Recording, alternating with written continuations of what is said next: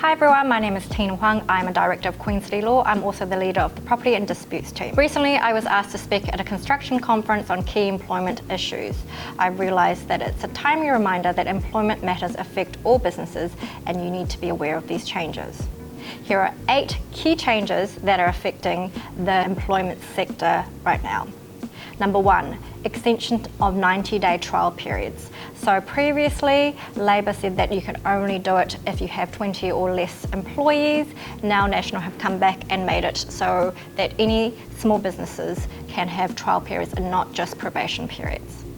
There is a difference between the two, and you can check out my other blog for this information. The minimum wage went up to $23.15 effective April 2024. Thirdly, the time frame to raise personal grievance claims for sexual harassment issues has gone up to 12 months as opposed to 90 days. There is stronger worker protection rights under the Migrant and Other Employees Act 2023, and that's effective January 2024. Fair pay agreements have been abolished. Accreditation has had changes. Work visa immigration policies have had changes, and lastly, the migrant exploitation protection visa, which was actually effective a while back, is now coming into play more and more. So on that, here are 8 common issues that we're seeing in the workplace right now.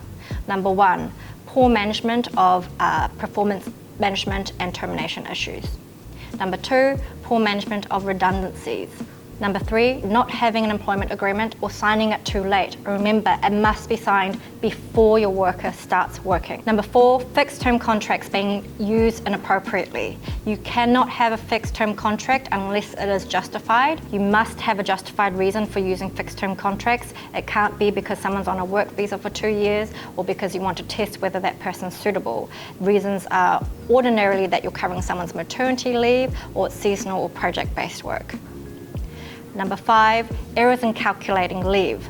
There are so many issues with this, and many providers of softwares have actually said that their softwares have errors in this, so be careful about this.